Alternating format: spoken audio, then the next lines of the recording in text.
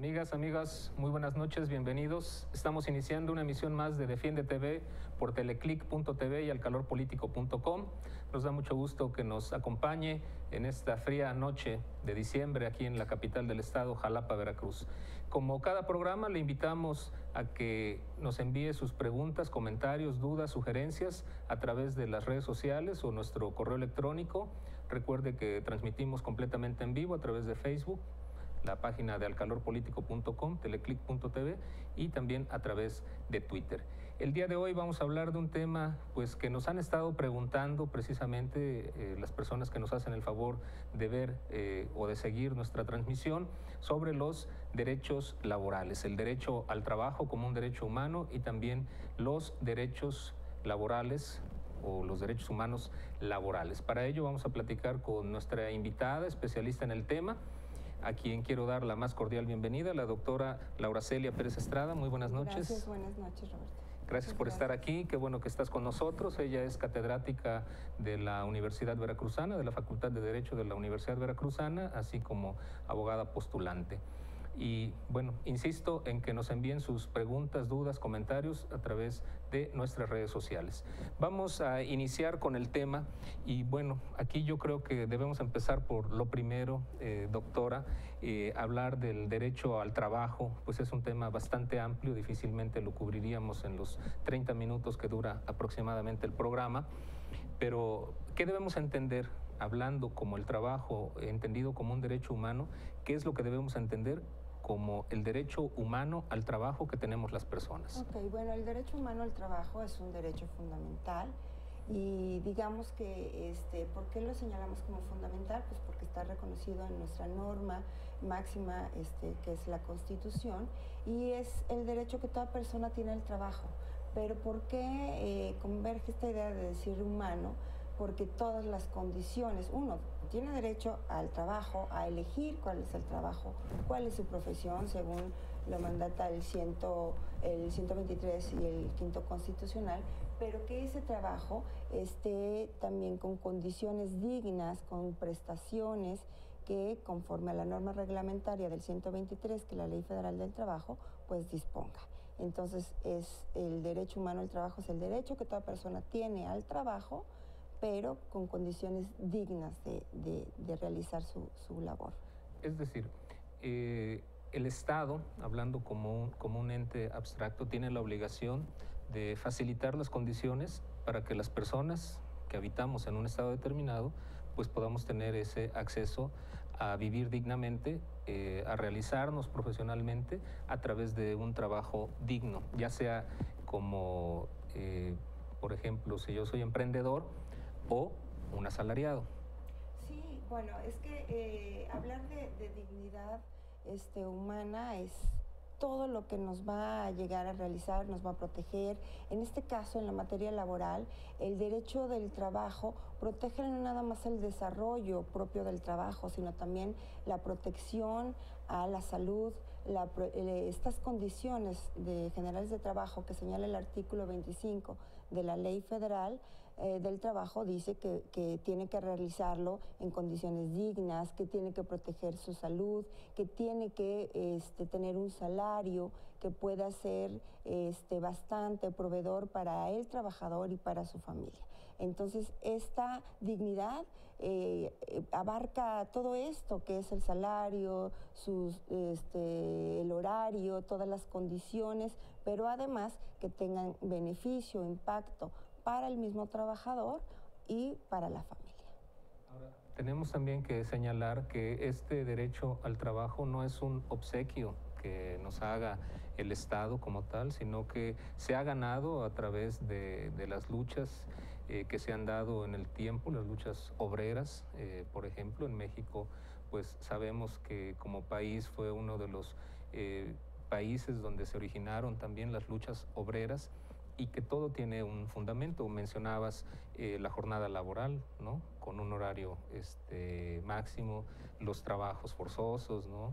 Es decir, eliminar todas estas condiciones que de alguna manera pudieran atentar contra la dignidad de la persona. Sí, bueno, México ha sido testigo y ha sido parteaguas dentro del derecho del trabajo.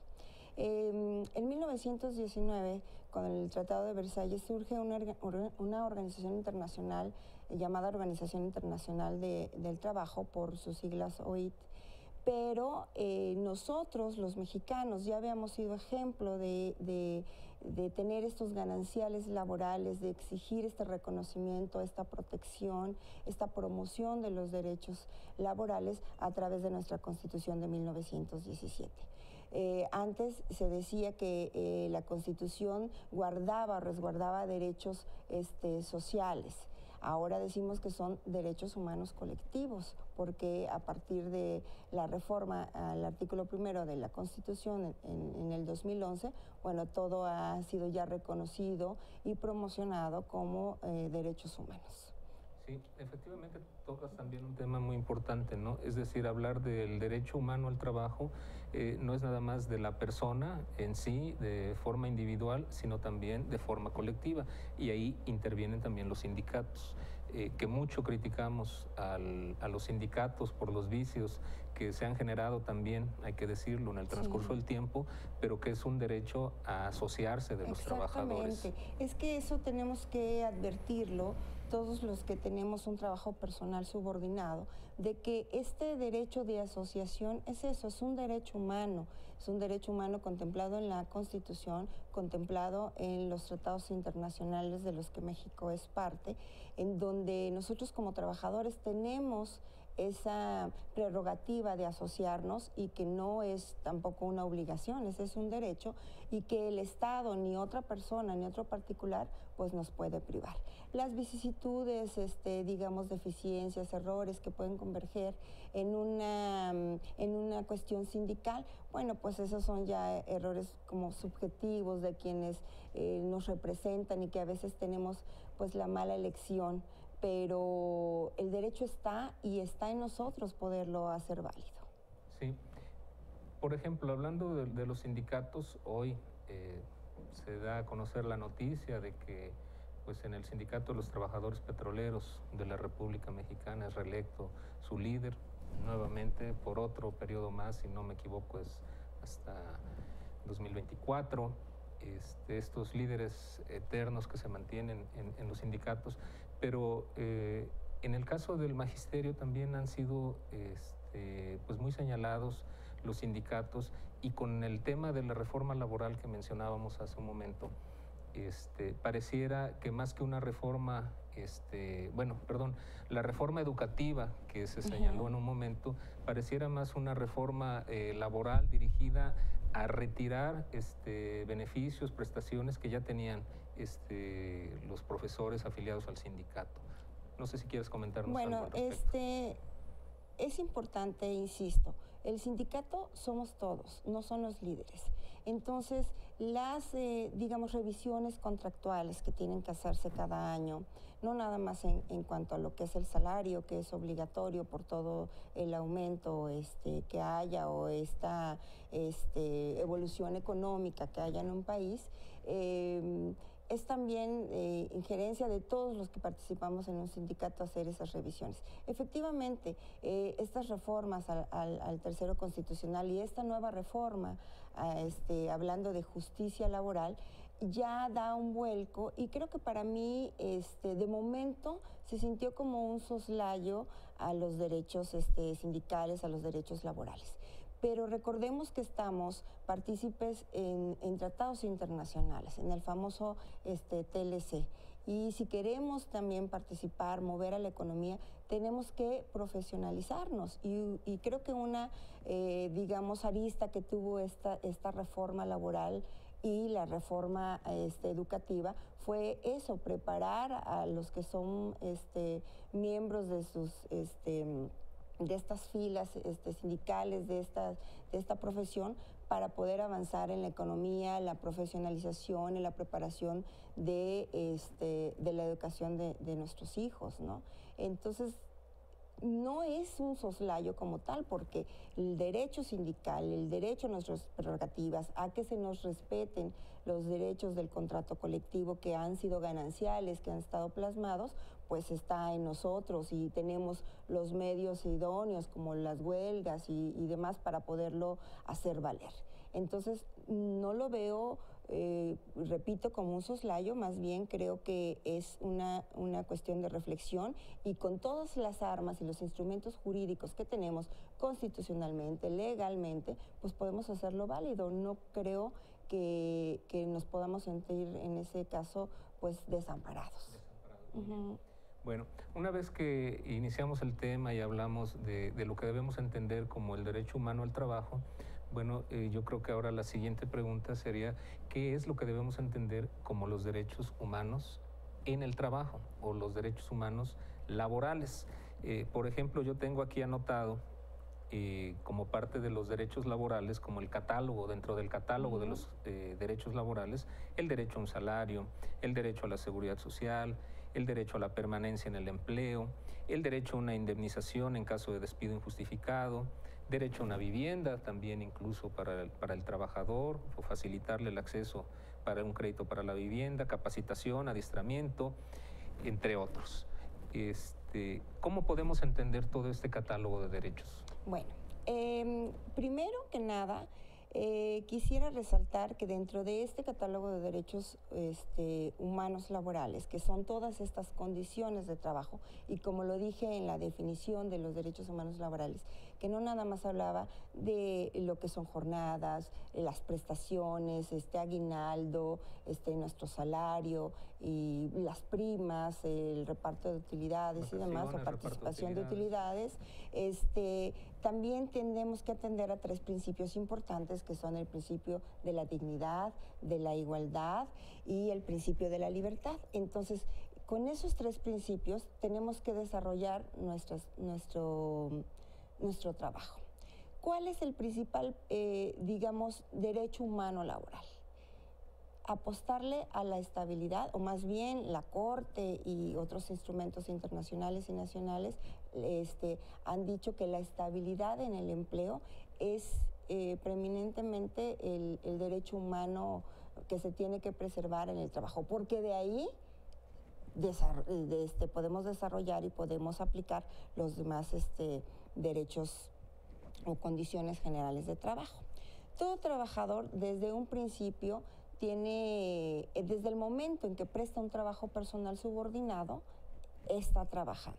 Pero, es una constante decir, que es que si no tengo un contrato no tengo una garantía de que estoy trabajando y no voy a tener una estabilidad laboral, y eso es, pues no es cierto, ¿no? Pero perdón. Sí, perdón, precisamente esa era la pregunta. Es decir, con la reforma laboral ahora hay esas modalidades de contratación donde te contrato por un cierto periodo, es decir, a prueba, 3 meses, sí, por ejemplo.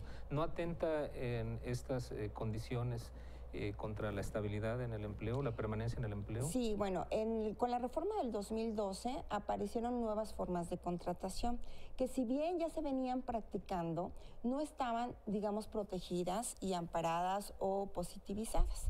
El artículo 35 de la Ley Federal del Trabajo nos señalaba, o nos señala a partir de la reforma del 2012, que hay contrato a temporada, contrato a capacitación inicial, contrato a prueba, que son los que me estás mencionando, y el famoso outsourcing o tercerización. Si bien es cierto que de entrada pudiéramos decir que atenta contra la estabilidad laboral, estos contratos, estos últimos contratos o modalidades de contratación tienen características específicas. No se pueden prorrogar, son por 3 meses, debe de haber seguridad social, debe de ser por escrito. Entonces, también digamos que en esta búsqueda del equilibrio de los factores de la producción, que no nada más los podemos advertir cuando ya estamos en un proceso laboral, sino que dentro de la norma sustantiva, pues yo creo que el Estado hace una revisión y dice, bueno, vamos a prepararlos, y el que pues no se capacite, el que no se prepare, va a tener toda esta protección durante 3 meses, pero si sí cumple y con toda esta preparación, pues puede conservar el empleo. Sí, a veces de entrada se puede advertir como que atenta contra este principio o este derecho humano a la estabilidad laboral, pero entendamos también que los que queremos trabajar vamos a realizar nuestra obra y nuestro trabajo a la mayor profesionalización, y creo que eso va a permitir apostarle también a la estabilidad laboral. Creo que tenemos que buscar un equilibrio y no sancionar y satanizar tanto a los patrones. Claro, todo es parte de formar una cultura laboral, precisamente, donde estamos inmersos o donde están inmersos patrones, trabajadores, empleados, y todos debemos contribuir en esta búsqueda de construir una cultura laboral que nos lleve, pues sobre todo a ser un país competitivo, que es lo que queremos, sí. que haya empleo para todos, que haya oportunidades de desarrollo para todos, no solo empleo, sino también oportunidades de desarrollo, oportunidades de invertir, oportunidades de generar empleo, porque luego también se nos olvida que las universidades, y tú que eres catedrática de una de las universidades más importantes del sureste o incluso de México, como es la Universidad Veracruzana, pues debemos estar formando profesionales y no empleados únicamente, con mentalidad de salir a buscar un trabajo. Me comentabas que hay una sentencia, antes de entrar al aire me comentabas que hay una sentencia muy novedosa, Lagos del Campo contra Perú, en la Corte. Creo que esto, cuando tocamos el tema de lo que podíamos platicar aquí acerca del derecho humano al trabajo, inmediatamente pensé, dije, esto tengo que comentarlo porque es novedoso, porque la Corte Interamericana de Derechos Humanos se había abocado, o bueno, más bien los asuntos que habían llegado eran de otra índole. Y ahora, el 13 de noviembre del 2017, es decir, a unos días, es reciente, la Corte Interamericana resuelve y condena al Estado de Perú respecto a violación de derechos laborales, con base en tratados internacionales como es el Pacto Internacional de Derechos Económicos, Políticos, Sociales y Culturales, y así como la misma Declaración de los Derechos Humanos y la Comisión Americana de Derechos Humanos, en donde habla de esta protección al trabajo y donde don Alfredo Lagos del Campo, pues por digamos, no estar de acuerdo en una elección de mesa directiva dentro de una empresa, por expresarlo, es despedido y sin ningún procedimiento. Y entonces el Estado de Perú, lejos de protegerlo, pues le da la razón al patrón, y entonces él a lo largo de muchos años busca, porque este asunto más o menos data de 1989, cuando es despedido. Ese es el problema, y a veces es la desidia de decir, ¿realmente estamos protegidos por los derechos humanos? Por esta Corte, por lo tardío que resultan los asuntos y las resoluciones. Pero creo que esta persistencia que debemos de tener todas las personas hacia lo que queremos, hacia alcanzar la justicia, es parte de esta herencia que nos están dejando los derechos humanos, este estudio, esta promoción que se hace. Entonces don Alfredo pues logra alcanzar y generar por primera vez una sentencia de la Corte Interamericana en donde se protege el derecho al trabajo, a la estabilidad laboral. Bueno, es un tema muy que en Veracruz lo estamos viviendo, ¿no? Constantemente, con los cambios inicialmente con las administraciones municipales. Cuando llega una nueva administración municipal, un nuevo alcalde, un nuevo cabildo, se dan los despidos injustificados y en su momento pues las demandas laborales y luego los incumplimientos, pero ahora también lo estamos viviendo con el cambio de gobierno del Estado. Pero ese tema quisiera que nos reserváramos un momentito más para comentarlo, sobre todo porque ya tenemos una pregunta precisamente del público que nos pregunta sobre qué podemos hacer con relación a acoso laboral y despidos injustificados, pero antes que pasemos a ese tema, yo sí quiero que mencionemos lo relacionado a las prestaciones laborales. Mencionábamos vacaciones, aguinaldo, reparto de utilidades, sobre todo en esta época decembrina, donde el trabajador pues con mucha ansia está esperando el aguinaldo. ¿Qué es a lo que tengo derecho? Bueno, todo trabajador tiene derecho. Yo siempre comento en clases que cuando se habla de vacaciones, comulgo con la doctrina que dice que las vacaciones se disfrutan, no se pagan. Y entonces, cuando uno disfruta esas vacaciones, obviamente se entiende que se están pagando porque esos días de descanso pues son cubiertos por nuestro salario. Pero lo que sí se paga es la prima vacacional. Lo que sí tenemos derecho es a la prima vacacional, a nuestro aguinaldo, que dice la ley, preferentemente debe ser pagado antes del 20 de diciembre. Pero hay contratos colectivos, hay otros patrones que deciden durante todo el año que sea pagado proporcionalmente el aguinaldo. Si no cumplimos el año de trabajo, pues tenemos también derecho a nuestro aguinaldo proporcional. Alguna prestación extra como bonos por puntualidad o algunos otros gananciales que tengan dentro de su contrato colectivo es importante. La participación de utilidades o reparticipación de utilidades es importante que se paguen. Eso se pagan anualmente porque pues también depende de las declaraciones que haga el patrón como empresa ante Hacienda. Nuestras horas extras también son necesarias que sean pagadas, los días festivos, o el pago de séptimo día si es que trabajamos el día que tenemos que descansar.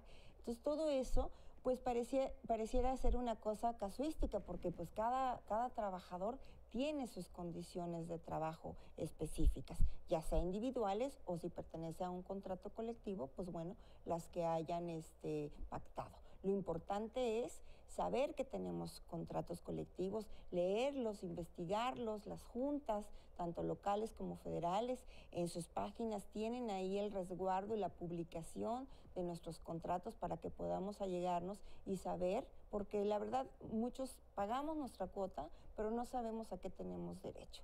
Y a veces pues el patrón hace caso omiso de esos cumplimientos y no son cubiertas todas las prestaciones. Pero en términos generales podemos decir que en este caso específico el aguinaldo...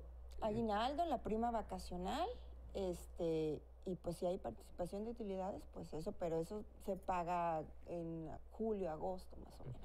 No, pero me refiero al aguinaldo, tiene que ser cubierto antes del 20 de diciembre. Sí, antes del 20 de diciembre, preferentemente, sí. Y si en el caso de que no me llegaran a cubrir el aguinaldo en la empresa donde yo trabajo o dependencia donde yo trabajo, ¿a dónde puedo acudir o qué puedo hacer? Puedo, dependiendo de en qué me desarrollo, porque si soy trabajador del Estado, tengo que ir al Tribunal Estatal de Conciliación y Arbitraje del Poder Judicial del Estado a reclamar mi pago de aguinaldo. Eso no significa que me tienen que despedir por pedirlo o por exigir. Es un derecho, digamos que es un derecho conquistado laboral y que nada más puedo ir a demandar ese pago.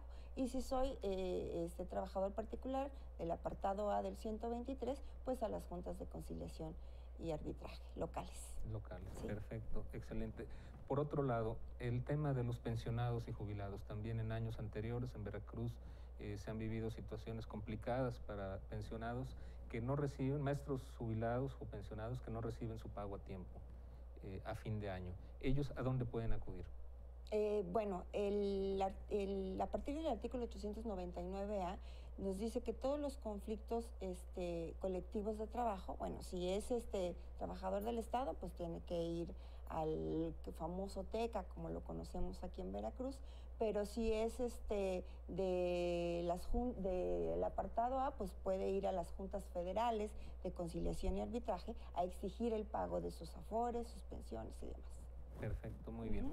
Tenemos un comentario, nos escriben: si fuera tan amable en decir a los expertos a dónde puedo acudir a que me orienten, porque en la dependencia estatal en la que trabajo tengo 25 años de antigüedad, nos acosa el titular del jurídico, nos descuentan por retardos, pero no hay bono de puntualidad, no se sabe qué hacen con ese recurso que es público.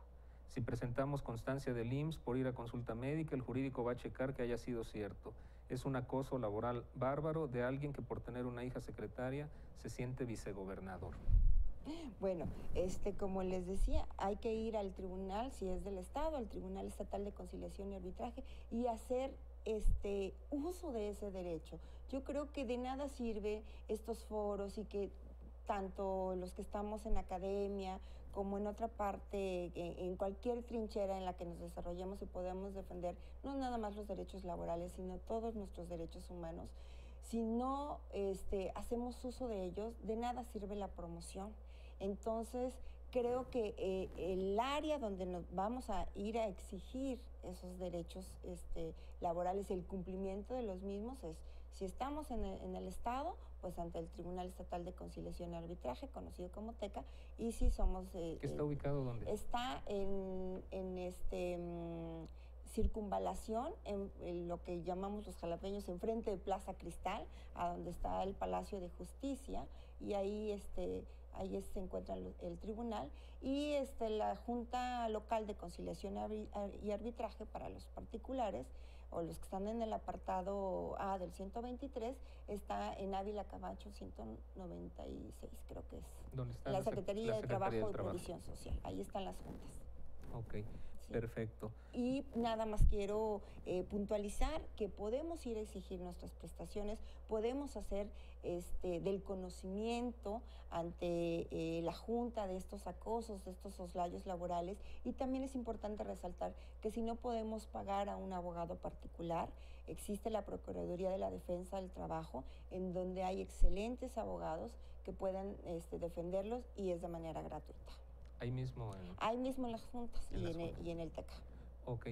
¿Puede intervenir, en este caso que nos señalan, vía correo electrónico, puede intervenir la Comisión Estatal de Derechos Humanos también por la cuestión del acoso laboral? Sí, nada más que, bueno, la vía idónea, porque ya está reconocido dentro de la Ley Federal del Trabajo, pues sería las juntas, sería los foros de justicia laboral, pero creo que la Comisión de Derechos Humanos sería un buen aliado, un coadyuvante para que el asunto prospere.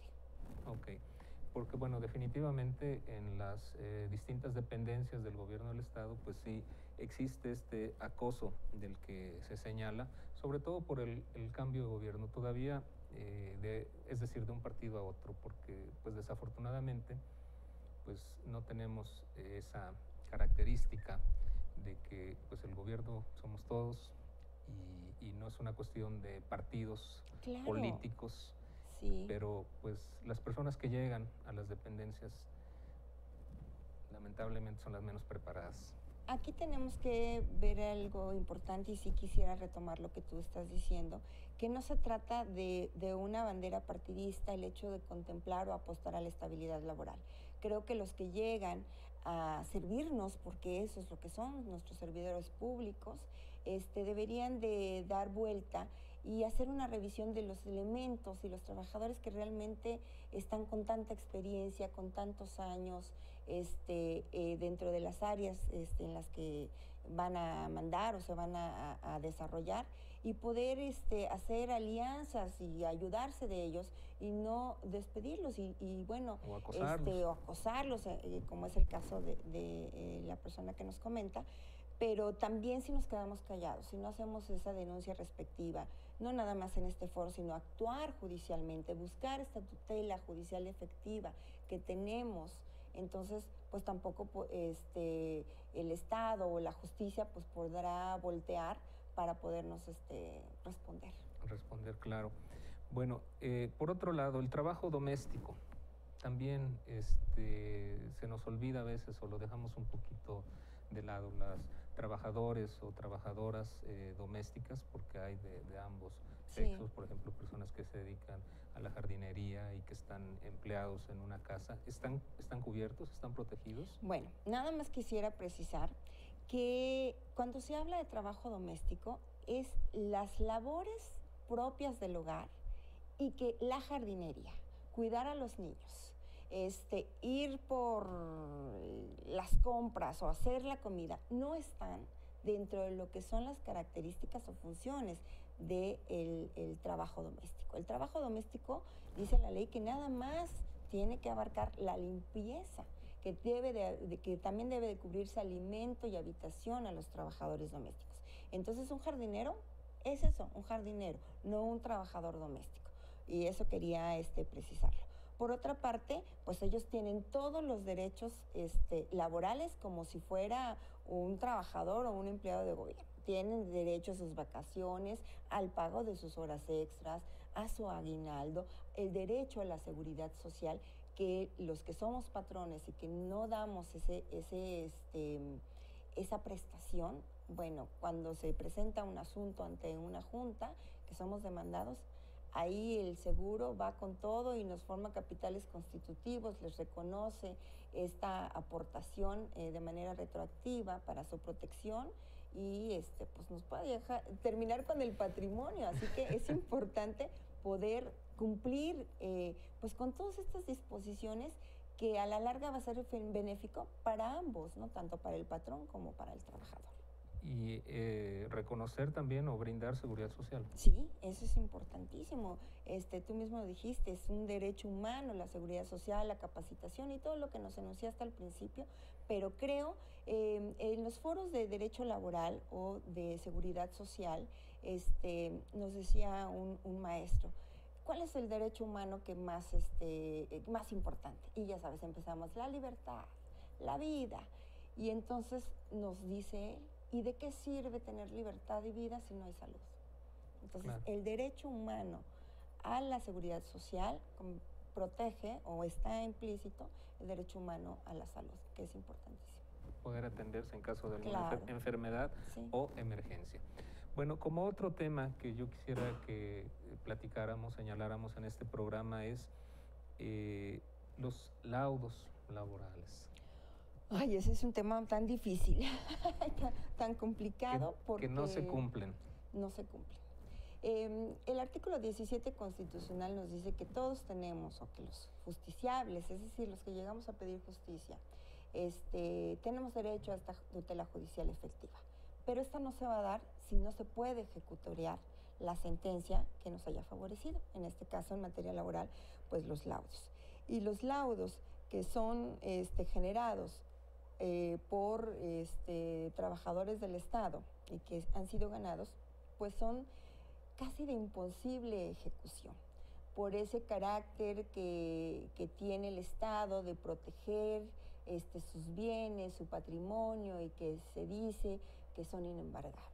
Entonces, cuando estamos ante eso, pues los trabajadores del Estado poco tenemos, digamos, la posibilidad de poderlo ejecutar, pero aquí lo importante es que el abogado junto con el trabajador pues haga un ejercicio de ¿cómo se dice?, de poder investigar, de indagar qué bienes, qué cuentas, que como particular el Estado pueda realizar y entonces poderlo embargar. Dentro de la Secretaría de Finanzas existe, hasta donde tengo dado conocimiento, una partida que se llama arbitral para poder hacer uso de eso y que el Estado pues pueda pagar esos laudos al cual es sancionado. Lamentablemente son muchos los trabajadores que han demandado y que si demandaron antes del 2012, en donde no había tope a los salarios caídos, pues son millones y millones de pesos.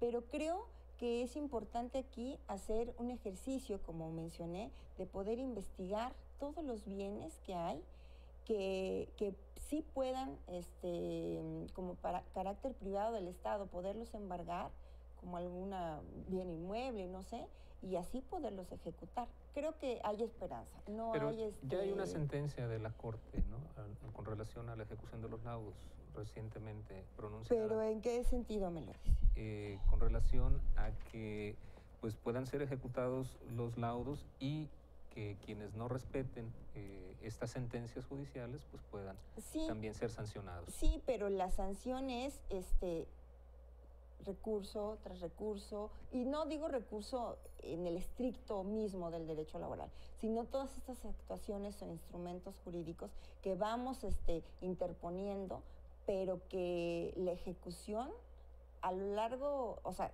sí hay una sanción, sí ya está el Estado obligado a que se cumplimente, pero en lo que se hace esa cumplimentación, pues pasan muchísimo tiempo y entonces entra la desesperación, apatía de poder ver materializado eso. Afortunadamente ya hay esa sanción, pero nosotros los justiciables no vivimos de las sanciones. Claro. Necesitamos tener esta idea de cómo poderlo ejecutar y de tener ya esta investigación de qué bienes podemos embargar para poderlo hacer válido. Y ya aunado a estos medios de apremio, esta instrucción que la Corte ha dado. Perfecto, porque pues estamos en esta situación de laudos que no son pagados, que no son materializados, pues no se salva pues el mismo poder ejecutivo, el legislativo, el judicial y, como ya lo habíamos mencionado, las autoridades municipales, que creo yo que son las principales o las que mayormente sí, son las que tienen mayor violación de derechos laborales. Perfecto. De despido y demás. Despidos injustificados, sí. Acoso. Bueno, y por otro lado también está el acoso sexual en el trabajo, ¿no? También es una parte preocupante en el mundo, incluso, ¿no? Últimamente se han visto o nos hemos enterado de noticias, ¿no? Principalmente en los Estados Unidos, de todas estas situaciones de acoso sexual hacia trabajadores o trabajadoras, ¿no? Sí. Y México pues no está sí, exento, ¿no? Pero antes se decía que esto era como una cuestión más de las mujeres, o sea, hacia las mujeres. Y ahora es indistinto, porque tanto es acosado el trabajador como la trabajadora. Pero, insisto, esta evolución, esta promoción de los derechos humanos no va a dar frutos si los que son violentados en los mismos no hacen el trabajo de denunciar, de hacer el conocimiento, de pedir o de acudir a las instancias jurisdiccionales a exigir el cumplimiento y esa protección que hay. Pues efectivamente, precisamente de eso se trata este programa, Defiende TV, de que las personas conozcan sus derechos, pero sobre todo conozcan cómo pueden hacerlos justiciables, como bien lo dices. Pues no sé si tengas algo más que agregar, maestra, que quisieras comentar. Pues con la bueno, audiencia. No, creo que no, nada más quisiera decir que México, en cuestión del derecho internacional, ha sido, digamos, partícipe de un cúmulo de más o menos, por ejemplo, en la OIT, de unos 200 tratados internacionales, en donde se apuesta mucho a la dignidad del trabajador, a los salarios dignos, a las jornadas que no sean inhumanas, pero también al trabajo de los menores.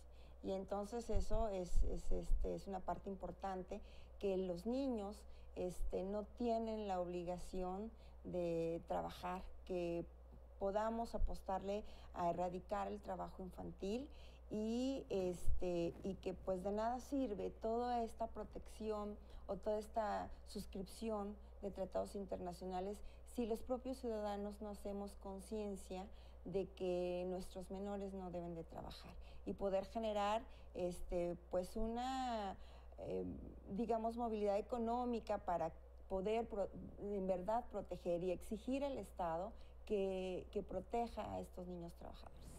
Por menor debemos entender... Bueno, la Convención Interamericana dice que menor es todo aquel que no ha cumplido los 18 años. Los 18 años. Sí, y ya luego hace, pues, puberto, infante, primera infancia, ¿no? Pero de acuerdo a la OIT, si no me equivoco, es a partir de los 16 años. No, a partir de los 15 años ya pueden trabajar, ya deciden. Pero estamos hablando de menores, pero aún así ahí se considera un trabajo infantil. Si la OIT, las convenciones y la misma Ley Federal del Trabajo permite el trabajo, pero dice que el menor debe estar integrado a la familia, que su jornada debe ser de máximo 6 horas, pero que sea una elección y que con las condiciones dignas de trabajo. Pero el trabajo, como lo vemos en la calle, como vemos a niños que no estudian y que nada más trabajan, eso sí es violatorio de derechos humanos. ¿Y cuál es la responsabilidad ahí del Estado? Bueno, pues vigilar que hay comisiones dentro de la Secretaría de Trabajo y Previsión Social. Ahí está el inspector del trabajo, que debería de revisar las empresas para ver quiénes son menores de edad y que si realmente reúnen los extremos o los requisitos que marca la Ley Federal del Trabajo para poderlo, para que pueda realizar el mismo, ¿no? Muy bien. Pues muchísimas gracias, doctora Laura Celia Pérez Estrada, por acompañarnos esta noche en Defiende TV, por aportarnos tus conocimientos, tus comentarios. Muchas Esperamos gracias. que no sea la última vez que nos visites. Pues que las veces que me inviten, con mucho gusto estaré aquí. Muchísimas Muchas gracias. Agradecemos a todos ustedes que nos han acompañado en esta transmisión de Defiende TV, la última de 2017. Ya nos estaremos viendo el próximo año a partir de enero. Agradecemos que nos haya acompañado en las emisiones de este 2017, deseando que tengan unas felices fiestas navideñas, fin de año y por supuesto Día de Reyes también, como dicen, ¿no? Todo el maratón. Todo el maratón Guadalupe Reyes. Guadalupe Reyes, que la pasen muy bien y pues agradezco a todo el equipo de producción de teleclick.tv, alcalorpolitico.com y insisto, nos vemos el próximo año. Muchas gracias, muy buenas noches.